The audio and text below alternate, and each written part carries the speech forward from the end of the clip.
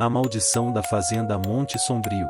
E a história se passa em uma fazenda isolada chamada Monte Sombrio, localizada no interior do Brasil. A fazenda tem um histórico sombrio que remonta ao final do século XIX, quando seus primeiros donos desapareceram misteriosamente.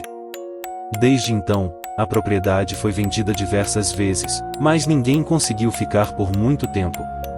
Nos anos 1980, uma família decide se mudar para lá, atraída pelo baixo preço e pelas promessas de um novo começo. Mas, aos poucos, eventos inexplicáveis começam a acontecer. Vozes são ouvidas à noite, sombras sem dono surgem nos campos, e as colheitas apodrecem inexplicavelmente. A família descobrindo antigos documentos e relatos sobre rituais obscuros que teriam sido realizados na propriedade. À medida que os segredos são revelados, os moradores percebem que a maldição que assombra Monte Sombrio é mais antiga e mais terrível do que poderiam imaginar. A estrada de terra que levava à fazenda Monte Sombrio era longa e tortuosa, serpenteando por entre colinas e campos desabitados. No carro, os Silvas observavam a paisagem com olhos ansiosos. João, o patriarca, dirigia com um sorriso otimista, confiante de que a mudança representava um novo começo.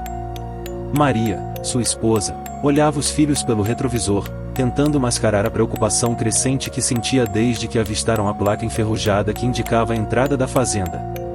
Os filhos, Júlia e Caio, estavam distraídos, fascinados pela vastidão do lugar, mas logo sentiram um frio repentino, como se o vento carregasse uma sombra invisível. Ao cruzarem o portão de madeira, que rangeu como um lamento de dor, a paisagem mudou. As árvores, que até então eram verdes e viçosas, tornaram-se mais densas e sombrias. A casa, embora grande e imponente, parecia abandonada, com janelas escuras e uma fachada que já vira dias melhores. Mesmo assim, a família manteve o ânimo. João desceu do carro primeiro e, com um sorriso encorajador, chamou todos para ajudar a descarregar as malas. Eles decidiram que, com esforço e dedicação, a fazenda poderia ser transformada em um lugar próspero novamente. Na primeira noite, enquanto os Silvas jantavam no que seria a nova cozinha, a energia da casa começou a se manifestar. O ar estava pesado, e uma sensação de desconforto se espalhou por todos. Júlia, a mais nova, notou algo estranho. Os talheres sobre a mesa tremiam levemente, como se houvesse um tremor vindo do chão. "Pai, você sentiu isso?" perguntou, mas João apenas riu e disse que era o vento. Depois do jantar, enquanto Maria arrumava as caixas e as crianças exploravam os quartos no andar de cima, um ruído ecoou pela casa. Era um som baixo, quase como um murmúrio, vindo de algum lugar distante. Maria parou por um momento, tentando identificar a origem, mas nada parecia fora do lugar. Deve ser só o som da casa se acomodando, pensou, convencendo a si mesma de que tudo estava normal. À medida que a noite avançava, as coisas começaram a piorar.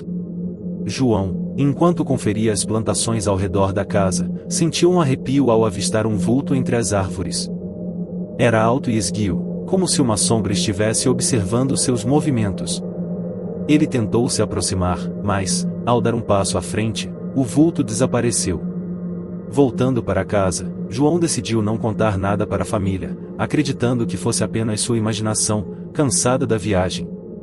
Entretanto, na madrugada, o terror se tornou impossível de ignorar. Todos acordaram ao mesmo tempo com um barulho alto de portas batendo e janelas tremendo. Os gritos ecoaram pela casa, vindos de Júlia, que correu até o quarto dos pais em pânico. "Eu vi alguém", ela chorava, apontando para o corredor escuro. Ele estava parado, olhando para mim.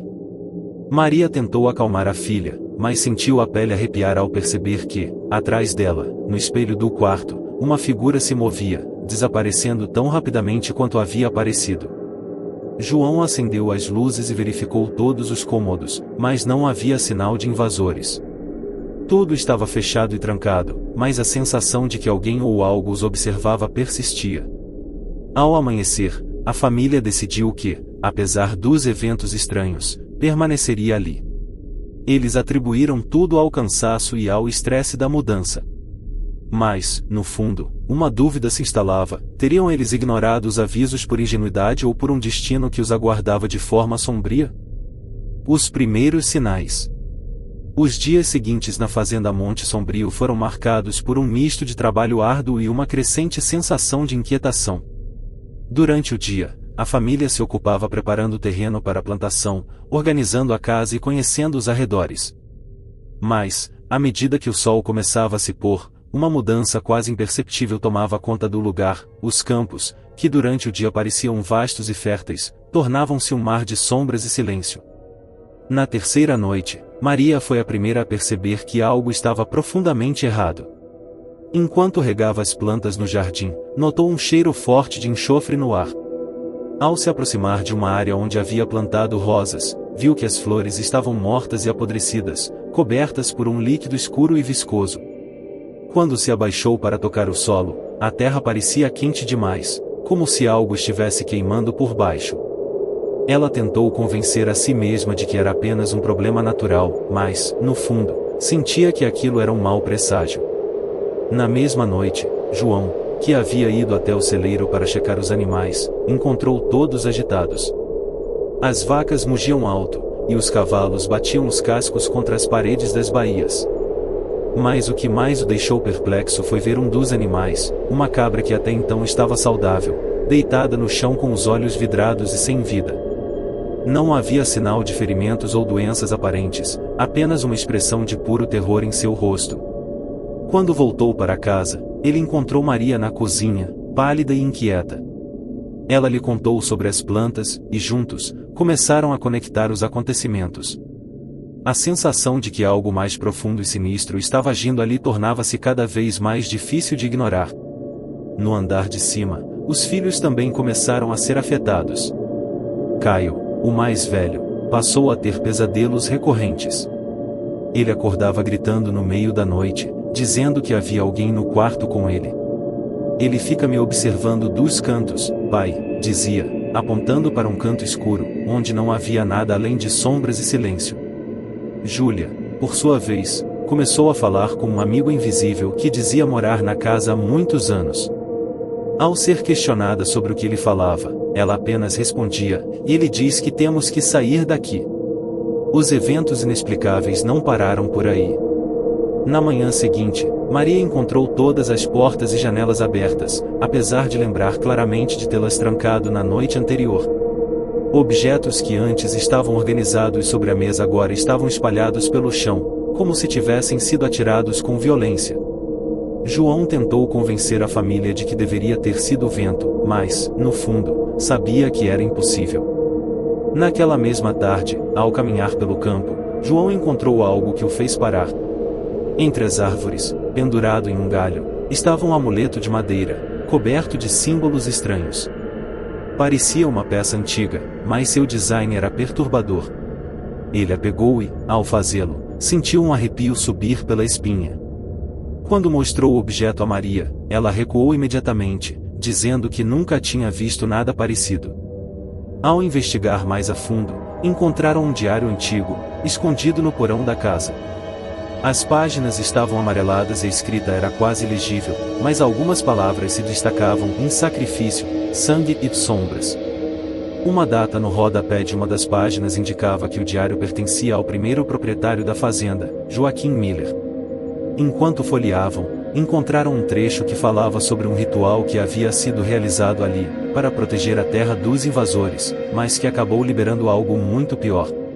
À medida que os sinais aumentavam, a tensão dentro da casa era palpável. João tentava manter a calma, mas sabia que não poderia ignorar os avisos por muito mais tempo. Ele e Maria decidiram que precisavam descobrir mais sobre a história da fazenda, para entender o que estava acontecendo e, talvez, encontrar uma forma de interromper os eventos antes que fosse tarde demais. No entanto, à medida que investigavam, os fenômenos começaram a se intensificar. As luzes piscavam constantemente, vozes eram ouvidas vindas do sótão, e, por vezes, os móveis se moviam sozinhos. Naquela noite, enquanto a tempestade caía sobre Monte Sombrio, um som ecoou pela casa, passos pesados, como se alguém ou algo estivesse subindo as escadas. A intensificação do terror. Após a descoberta do diário de Joaquim Miller e os símbolos desenhados nas paredes, a atmosfera na fazenda Monte Sombrio tornou-se insuportável.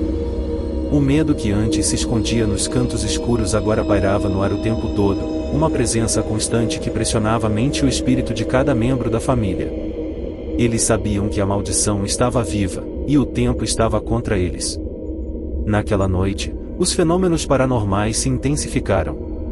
As portas batiam sozinhas, e sons de passos ecoavam pelo corredor, como se alguém invisível os seguisse. Júlia, assustada, se recusava a dormir sozinha e continuava falando com seu amigo invisível, afirmando que ele dizia coisas cada vez mais perturbadoras, como "E a casa quer vocês para sempre". Por volta das 3 da manhã, horário em que a fazenda parecia ganhar vida, Maria ouviu um choro baixo vindo do porão. Inicialmente pensou que fosse um dos filhos, mas quando verificou, todos estavam em seus quartos. Sem coragem para investigar sozinha, ela acordou João, que pegou uma lanterna e, juntos, desceram a escada que levava ao porão. O choro parecia mais próximo a cada passo, ecoando pelas paredes como um lamento. Quando chegaram ao fundo, encontraram a passagem secreta que haviam trancado anteriormente, mas, para seu horror, a porta estava aberta. João hesitou, mas sabia que não poderia recuar. Ao iluminar a câmara subterrânea, o que viram os deixou paralisados e as velas estavam acesas novamente, e, no centro da sala, a figura esculpida em madeira havia mudado de posição, como se tivesse se movido sozinha.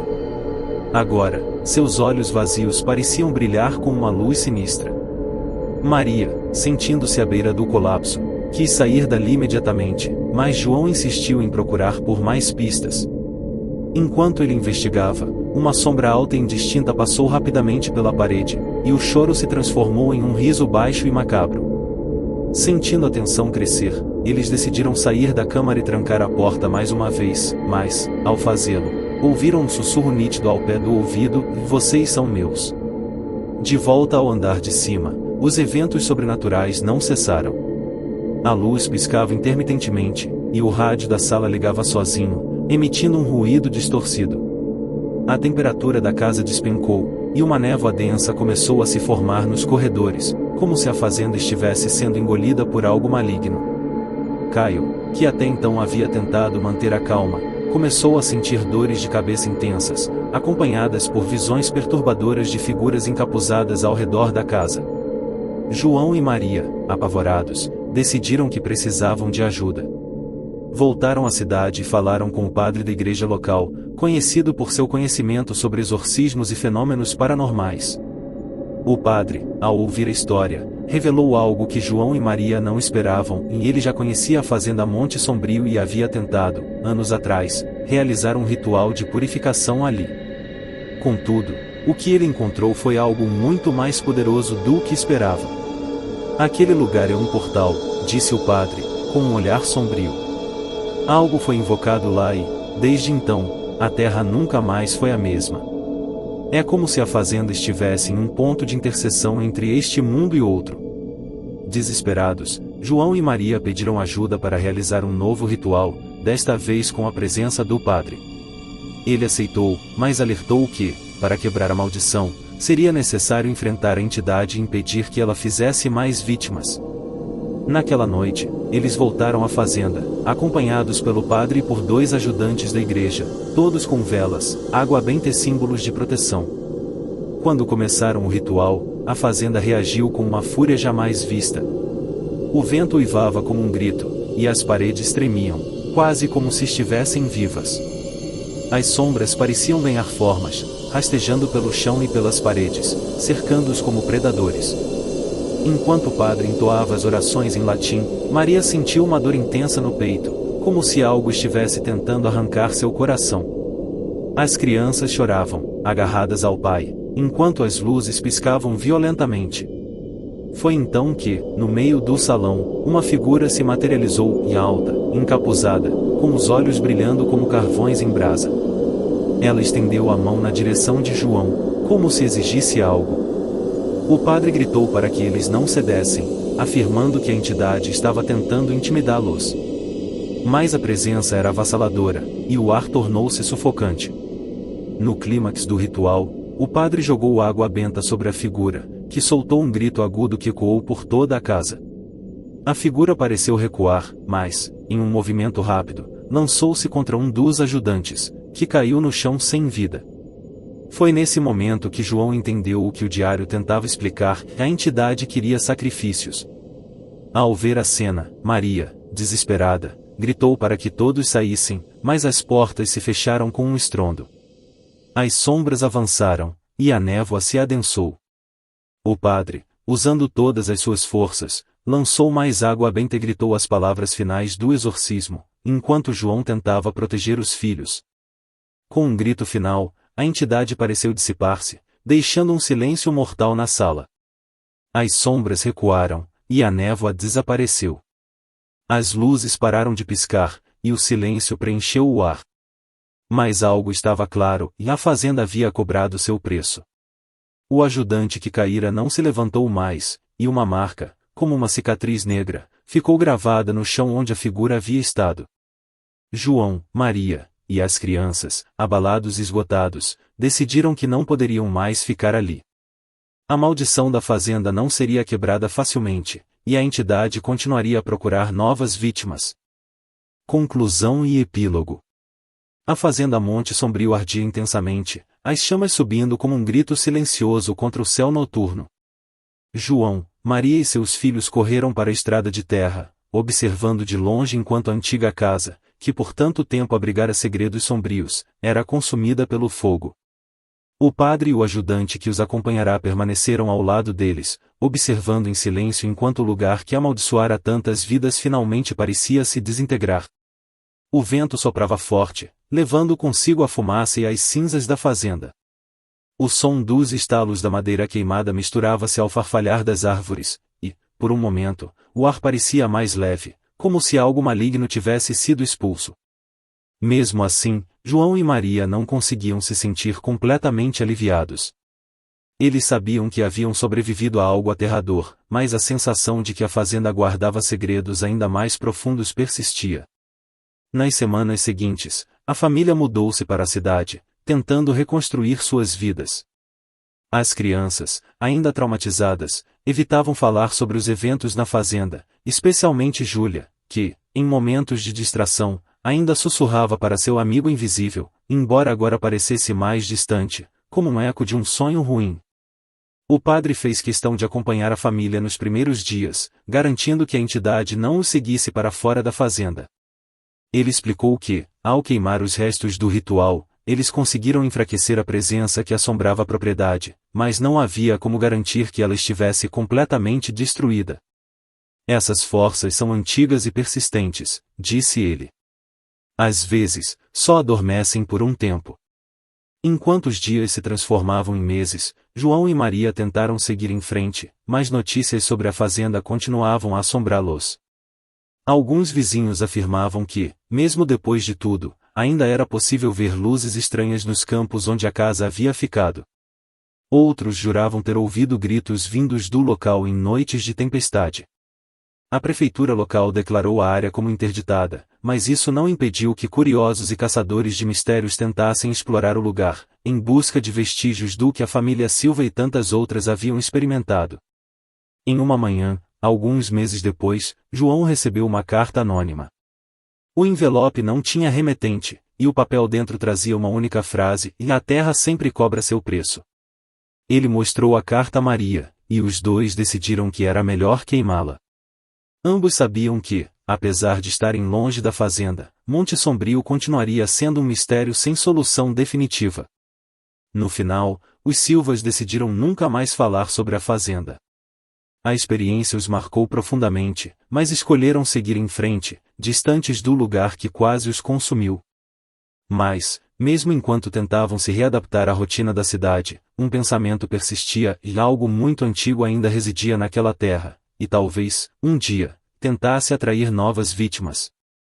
No campo onde a fazenda um dia se ergueu, restaram apenas as ruínas carbonizadas.